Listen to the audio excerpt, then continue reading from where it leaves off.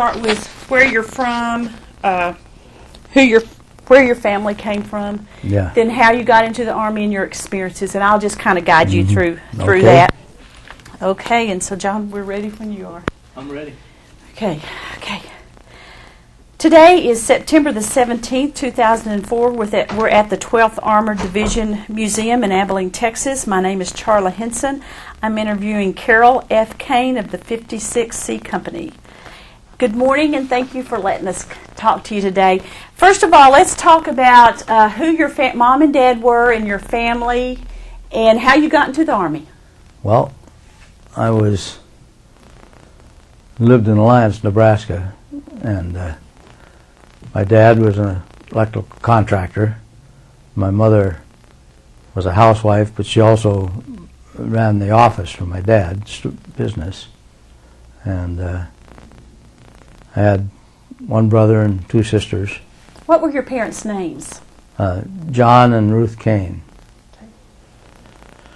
And I had graduated high school in 1941, and I went out to UCLA to go to college.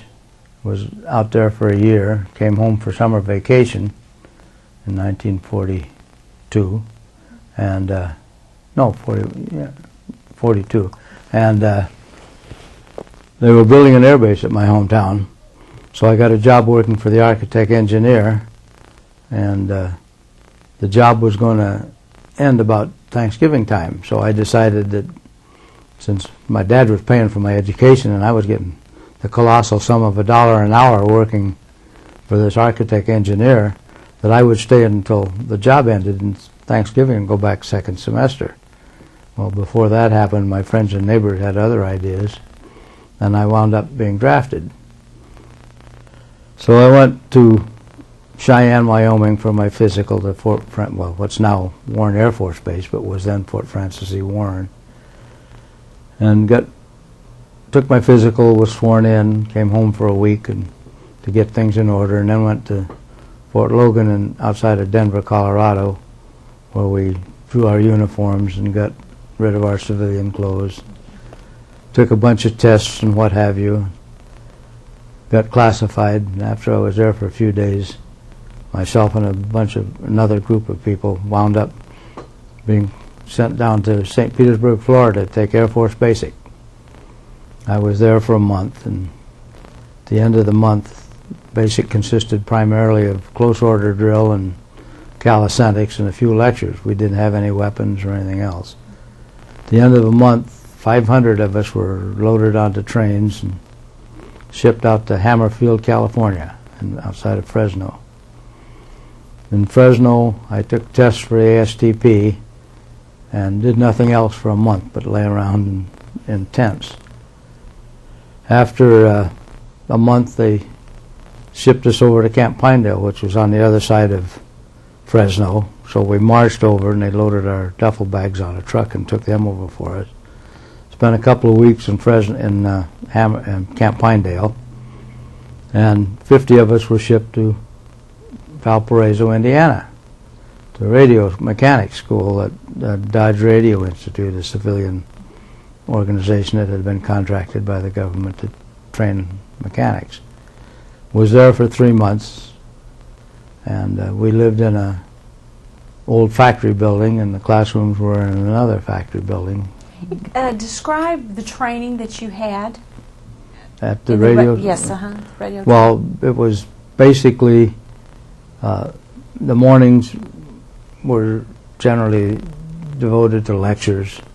They were all civilian instructors.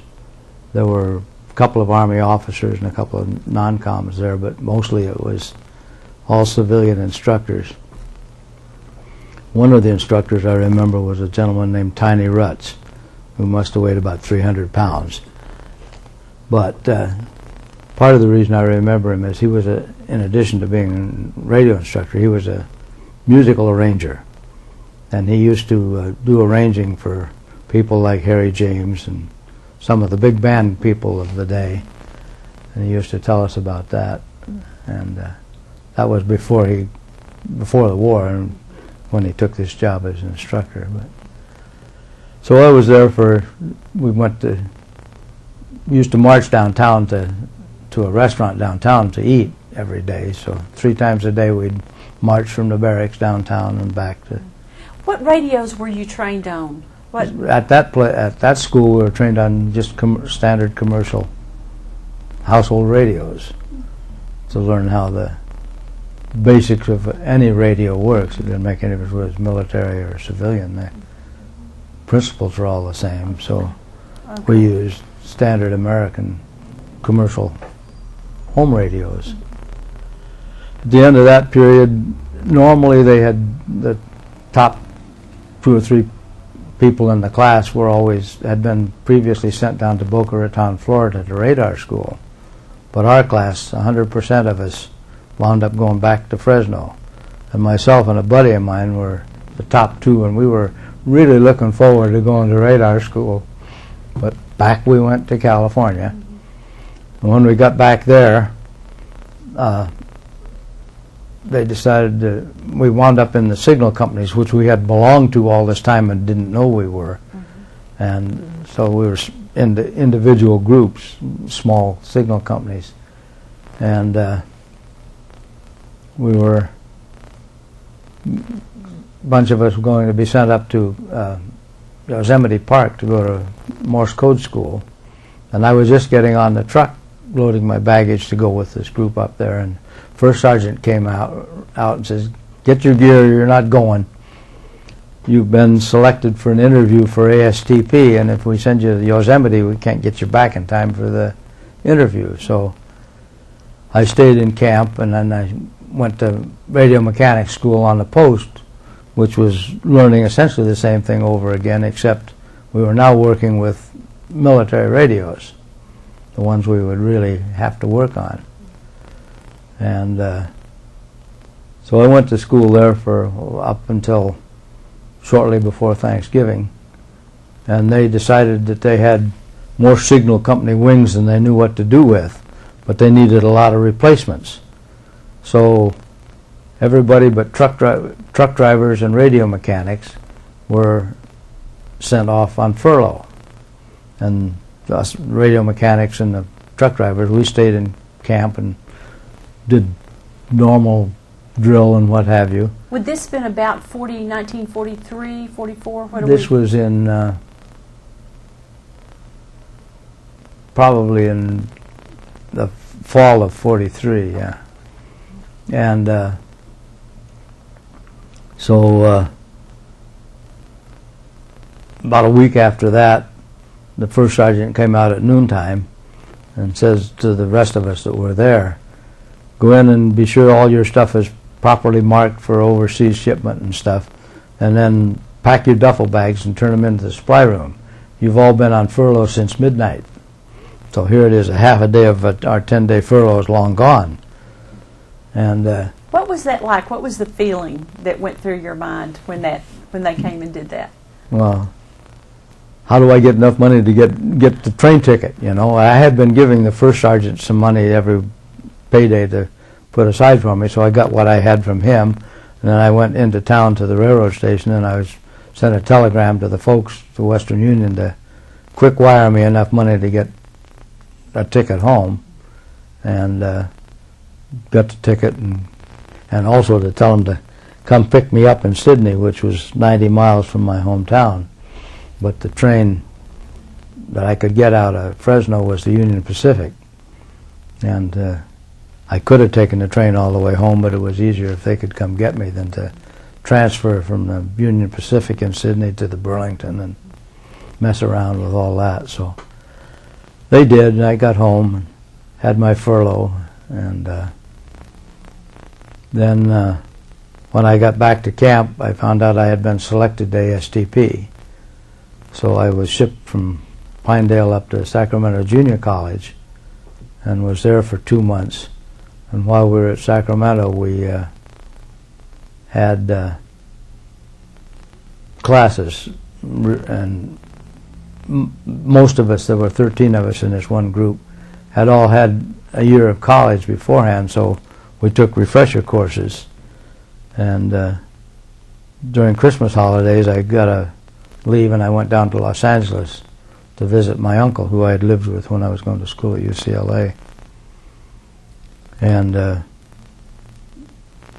I think we hitchhiked down and got down with no problem, but coming back we had a little problem. We were going to take the bus back, but we couldn't get on the bus. They were all loaded, so we wound up hitchhiking as far as Fresno, and then we caught up with the bus that we hadn't been able to get on. We beat the bus to Fresno and got on the bus and got the rest of the way up to Sacramento and got to Sacramento on time. In February, we were shipped from Sacramento down to University, or what's now University of Texas El Paso, but was then Texas Mines, to go to school in second semester, freshman year of college. And 6 weeks after we got there, they decided they needed soldier boys rather than school boys, so they folded it up, and all of us from West Texas and New Mexico wound up in the 12th Armored Division. So I came here to Abilene, to Camp Barkley, and we were the last group to arrive, so by then there wasn't any choice of what outfits we were going to get into.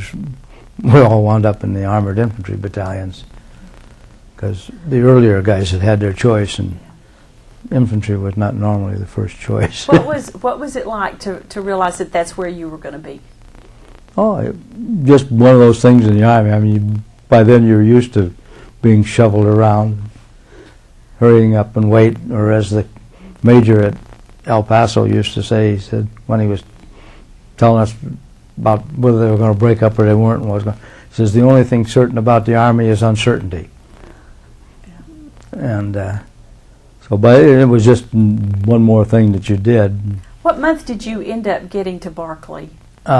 In March of 44. And first 2 weeks we were in Barkley. We all of us that came in from ASTP were grouped into a provisional company, if you will, and we took 2 weeks of infantry basic, because we were a mix of people. We'd had all kinds of various backgrounds, and at the end of the 2 weeks we wound up back in the companies we were going to be in.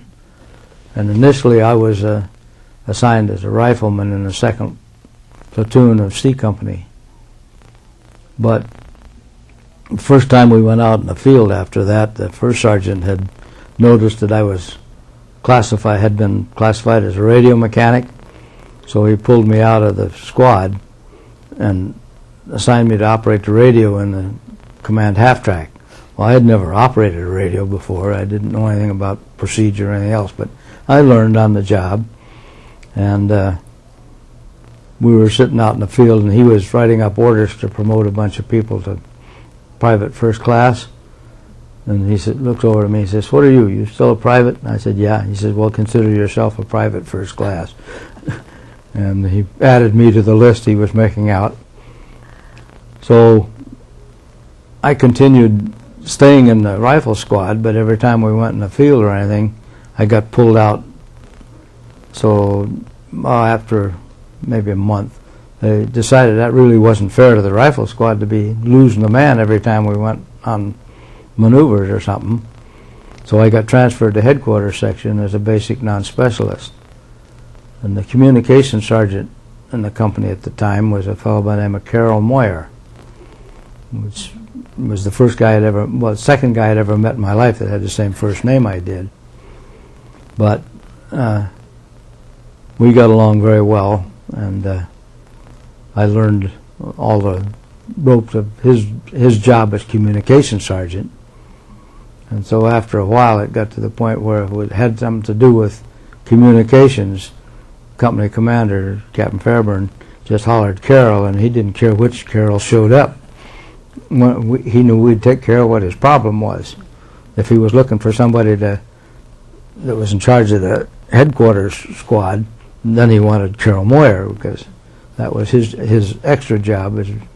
He was the non-com for the section. Well, in Texas we went on maneuvers a couple of times.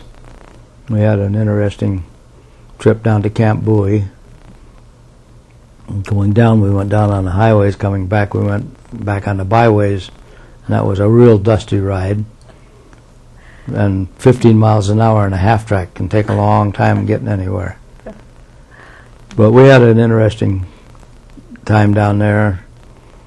One of the things that happened while we were on that problem was a group was selected to make a patrol one night, and I wound up being selected to go with the radio, to radio back. We wound up getting where we were supposed to go, and got there, and I radioed back that we had arrived, and then the sergeant in charge of the patrol said, posted a couple of guards, and he said, the rest of you guys just try and get a little sleep. I woke up in the morning with a guy standing over me pointing a rifle in my face. We wound up right in the middle of the reserve battalion of the headquarters company, the reserve battalion of the enemy group, and so we wound up all getting captured. And the sergeant had been given a map case just before we left, and of course, all the rest of us, we checked our wallets and everything else, so we had nothing that identified us or where we were from or who we were or anything else. And whoever handed him this map case had forgotten to do the same thing for it. And the battalion, our company, standing signal instructions were in that case. So for the rest of the problem, we were harassed by these guys cutting in on our radios all the time, giving us false instructions and what have you. So we had to invent our own codes to find out if we were talking to the right people. But it was an interesting experience. Since we're not going to have a long time, more can we skip over to? Sure, whenever you let's wish. Let's go to the first action that you saw in Europe. Okay, our first action was outside of a town called Bettweiler, and and we were out in the field in reserve, and it was a bright sunny day. That was the morning that Colonel Meggs was killed, and I happened to be on the radio monitoring the communications, and I heard the radio operator from Colonel's tank come up and report that the colonel had just had his head blown off. Literally, that's what happened. And when we got orders finally to move up into the village, the only half-track of the company that could get out of that field was a CV track. The rest of them were all stuck in the mud, and they had to be towed out. And then we went into Bettweiler and stayed there overnight, and I almost got myself court-martialed that night. Tell me about it. Well, we were in this house, and the front room was, if you know how European houses are, the doors are usually on the side. This was a farming village, and the house was over here and the barn was here, and they were all connected. And you came in and went to the house, and we were standing, myself and another buddy were standing guard in the hallway there, and the company commander had his CP in the front room, and we're standing there and discussing. Every time somebody came, this other fellow would take his rifle off for safety as he heard something, and I said, you don't need to do that. You can get it off fast enough once the door's open, if you see what comes in. So I said, look, and I stand there with the rifle across my chest, feet like this, and I pushed forward on the safety, and I rocked right back and fired a rifle right through the door. Well, fortunately, I didn't, nobody was outside, so it just went across and took a big chunk out of the side of the barn. And after the guys from the back room came roaring out, what's going on? Nothing, go ahead, go away. After everything had quieted down, Captain Fairburn opened the door from the front and looked out, and he says, Caroll, is it safe if I come out now? And I could have fallen through the floor. Yeah. Of course, he could have court-martialed me for that if he wanted to, but he didn't. Yeah. Now, all he ever said was that. Yeah. So anyway, after that, we went back into reserve for a little while, and then we went up into Germany. Tell me, I'm going to scoot you back a little bit. Okay, you were a radio man, a signal. Yeah. Tell me exactly how you communicate. Did y'all have to Did you have to wire? Did you have to run wires, or how was that working at that time? Most of the time, we used the radios, and we had no wire or telephones for the company as such. But the mortar squads each had 2 telephones and some wire. But in practice, we confiscated that for the headquarters section, and we just used that to, if we were in a static situation, like we were after we got back out of Herlesheim for a while, then we ran wire from where the company CP was out to the platoon CPs, and then from the platoon CP up to a forward observer post that we usually had out in front of the lines.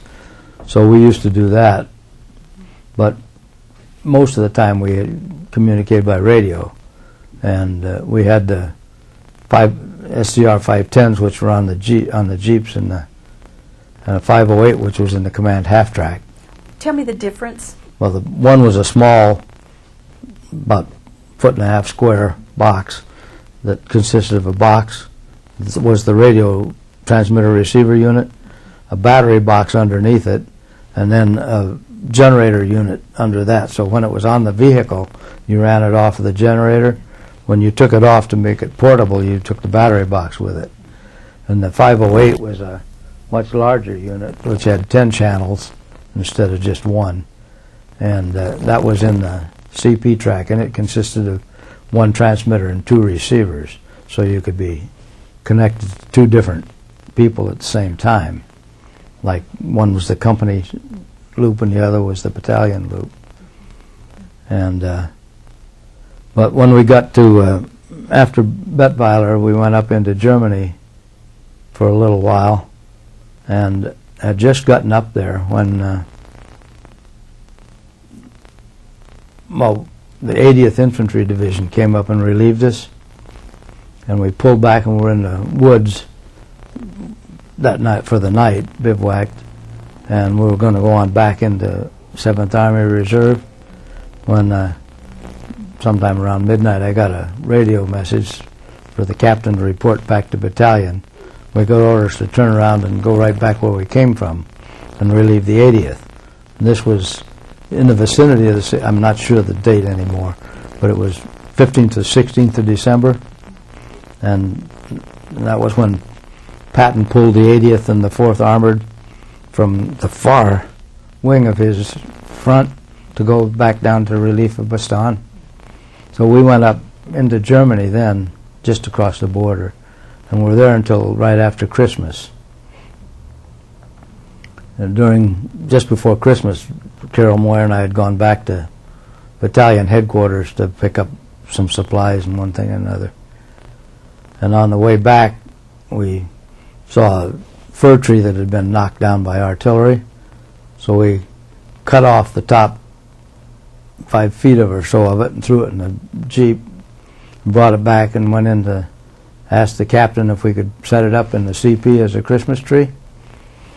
And then we took, for decorations, we had batteries were packed in aluminum foil of various colors.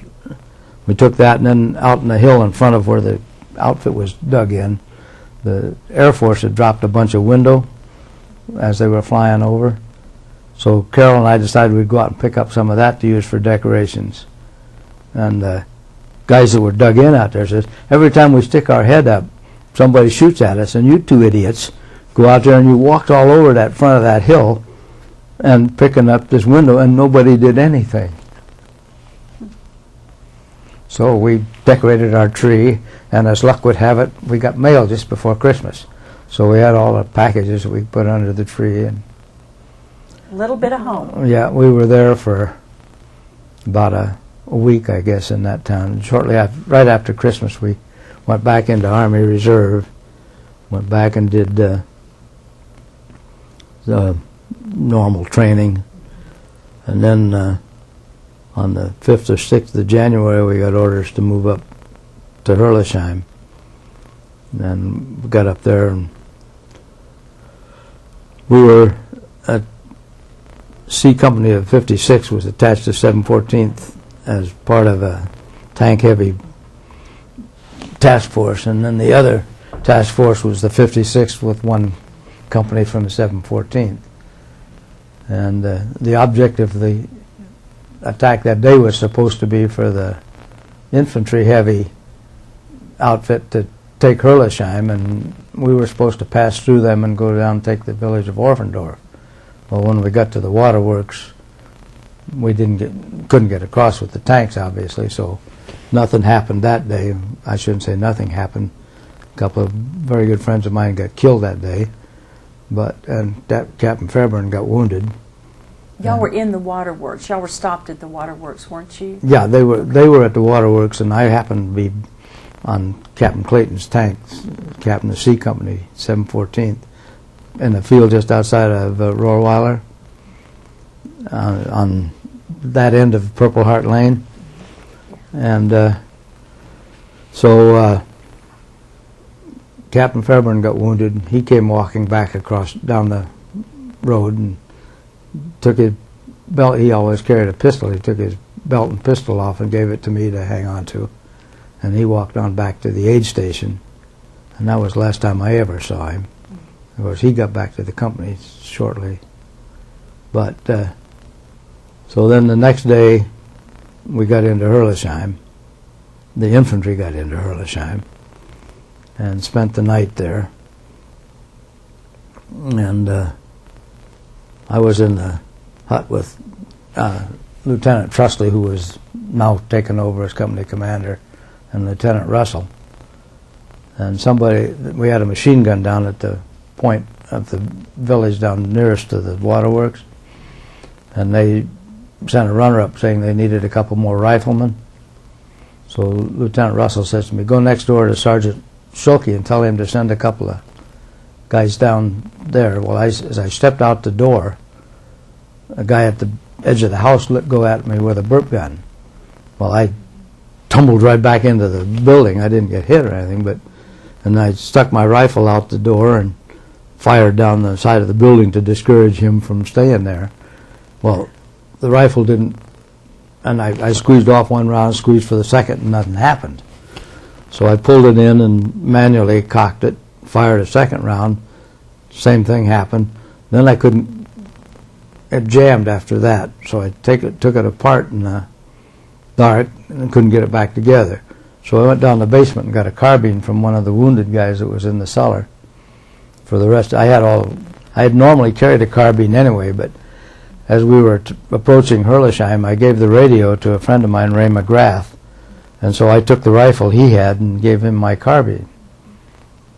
And he got wounded on the way into town, so he was one of the guys in the cellar. But so the rest of the night went by, and in the morning, Captain Drass was down at the end of the town, down toward the church, and he was the ranking officer in town, so Trusley and I went down that way to find out what was going on, and got down there, and the first thing that happened is we rounded the door, and into the house was a guy hands us a bottle of schnapps. So a couple of shots of schnapps on a 2-day empty stomach. We didn't have to worry about weaving our way back to our own CP. We got back there, and about the time we got back, some tanks got into town, and everybody was out offloading ammunition, food, and what have you off the tanks, and the Germans dropped a barrage right on top of us as we were doing that. And I happened to be standing in the doorway of the house, and another fellow was standing. I was in the hallway, sort of, and he was actually standing in the doorway. A round came in and went off right in the door jamb over his head. He got a big chunk out of his head, and I got a bunch of face full of splinters and stuff, so we got sent back to the aid station on light tanks. And the one guy got killed, and another guy had a chunk out of his neck, and he was on the tank ahead of me. Well, that got hit with a mortar on the way back. So when he got back to the aid station, he had an arm partly blown off and a badly wounded leg, as well as his neck. I think somebody told me that he later died of his wounds. But so I got back to the aid station. They patched me up quickly, and I sent right back to battalion headquarters in Rohrweiler. Nobody was getting back into Herlisheim that day.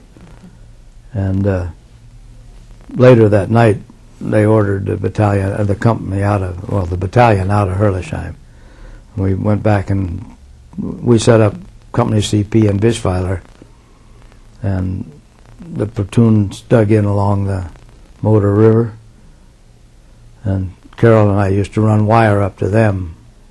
And one day we were checking the wire. We used to have to check the wire line every day because tanks running around would tear it up and one thing and another. Had been out checking it. We were on our way back to CP, and we see this 3 or 4 guys in dark clothes and German helmets coming at us. So the two groups approach each other very cautiously. And when we finally got close enough, we found out they were FFI people, but they had German helmets that they'd confiscated. What's FFI? French Forces of the Interior. And so we passed each other and said hello and went on about our business. But it was a little scary for a few minutes. And so we were in Bischweiler there until 16th. And the morning, about midnight of the 16th, we left Bischweiler and moved off to the waterworks again.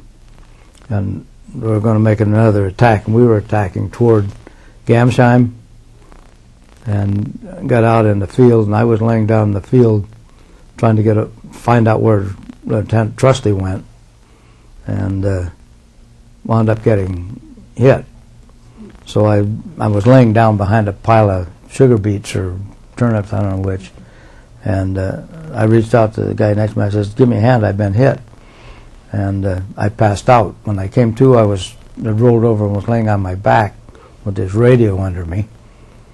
And as soon as I came conscious, I crawled down into the stream bed.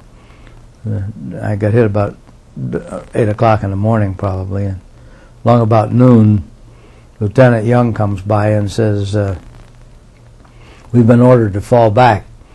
You think you can make it, or you want to stay here and get captured?" Kind of a stupid question.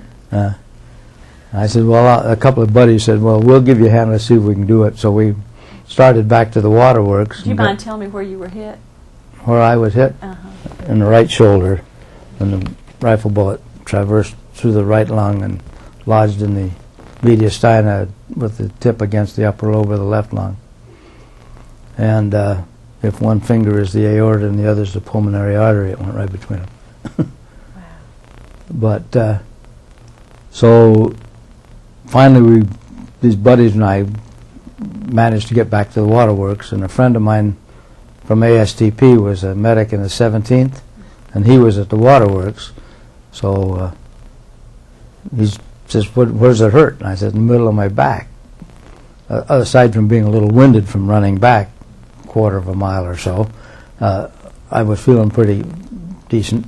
So he cuts all my clothes off right down the middle of my back, looked in there, couldn't find anything, peeled them off, and he sees this little teeny spot on my shoulder, put a Band-Aid on it, not even a field dressing.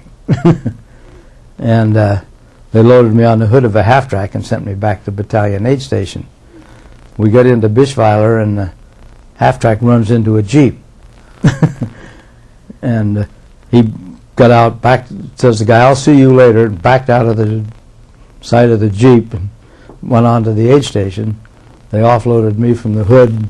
Somebody came out and looked at me, hung a tag on me, and that was it.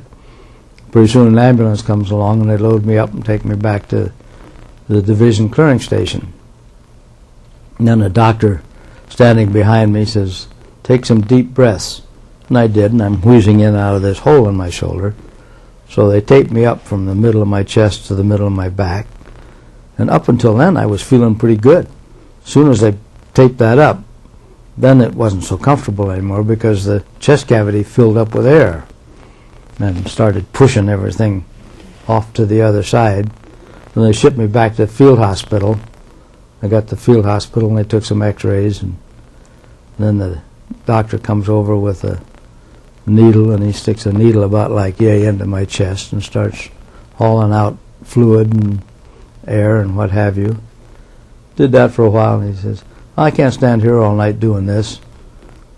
I got other people to look at. So he took the syringe off and put a hose on the end of it and stuck the other end in a bottle of water, gave me a shot of penicillin, a shot of morphine, and took me into the ward there and put me to bed. Mm-hmm. Every 3 hours they came around with the penicillin and woke me up. And every time they woke me up, I was dreaming I was just coming to the end of a reel of wire. Oh, we're going to run out of time in here. Just a minute. I have a few questions that I want to ask that I usually ask everybody. Okay. If you were to close your eyes and think of the time during your war days, your experiences, what comes to you? Is it the wound, or what's the thing that kind of you see when you think about those days? I'm not sure particularly. Mostly the companionship of the guys more than anything else. Is there one person that stands out in your memory? Dave Fairburn. Good friend. My company commander. Okay. Tell me what got you through all this. I don't know. Just being there, I guess. Wasn't much you could do but just go with the flow. You could make life miserable for yourself if you tried not to. And some guys did, fighting the system all the time. But you're better off to just let it roll over you and do what you have to do and make life more enjoyable for yourself. Yeah. If someone were to get this tape of you in 50 years and hear you speaking, what would be the thing that you would want to leave for them to remember?